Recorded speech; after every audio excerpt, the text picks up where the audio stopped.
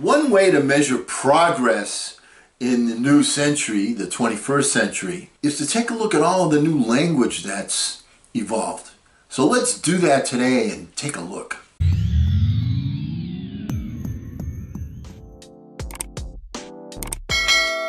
Hello again, everyone. I'm Eli's dad with Project Eli, where we educate, we lead, we inspire. And last time we got together, we were taking a look at what things that happened in the 20th century, the 1900s on, and comparing like how new is history. I mean, are we repeating the same things over again? And we came to the conclusion that we're doing things differently, but pretty much the same way. Let's take a look at some of the language, okay? And we're once again comparing to the 1900s, the 20th century. The English language was much smaller in 1900. People had never heard of radios, movies, or crossword puzzles. There were no tractors, trucks, or tanks. No amplifiers, modulators, no electronics of any kind. Words like selfie, twerk, phablet, derp, unlike or unfriend, tweet, photobomb, inbox, sexting, noob, troll, and hashtag were unknown to the editors of the Oxford English Dictionary in 1900. There was no such thing as camouflage, no propaganda, no cafeterias, no vaccinations. There were no chauffeurs, aviators, realtors, or hijackers. There was no income tax, primaries, no referendums or recall votes, no city managers, no Rotary or Kiwanis.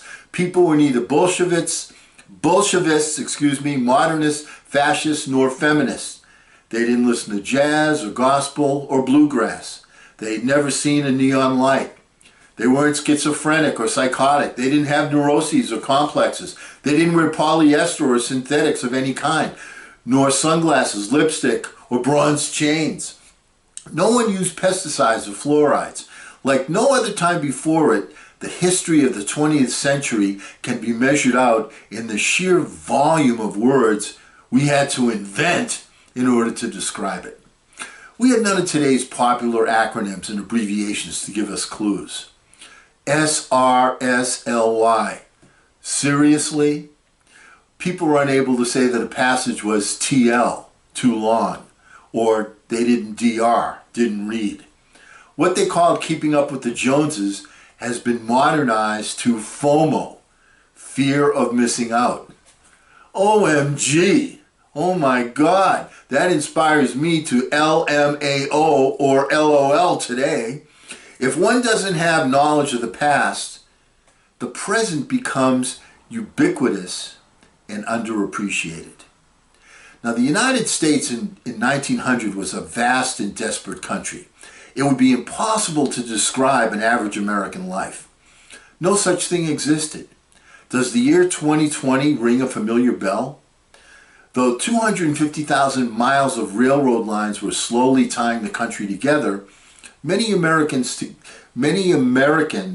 still lived hundreds of miles away from the nearest rail line.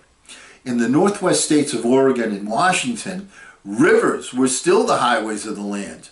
In the western states of Wyoming, Montana, and the Dakotas, where there was neither river nor railroad, remote and isolated farming communities existed in conditions that would have amazed the city dwellers of the Northeast. On the banks of Niagara Falls, a great hydroelectric generator was being built that would turn the nearby city of Buffalo into a city of lights. But west of the Mississippi and south of the Ohio River, most Americans had never even seen a gas streetlight or indoor plumbing. Still, in the growing urban regions of the Northeast, the modern age was swinging into action. Millions of tons of steel poured out of mills in Ohio and Pennsylvania, turning John D. Rockefeller and Andrew Carnegie into billionaires. Kind of like Steve Jobs, Mark Zuckerberg, and Bill Gates with their ideas on way to improve communication through social media and computers. And turning cities into towering metropolises. The Chicago architect Louis Sullivan devised a structural technique using steel to construct buildings of unheard of heights, 30 and 40 stories high. Sullivan, the father of the skyscraper, transformed the skylines of cities everywhere. Steel was also used to construct railroad tracks, streetcar tracks, and enormous bridges.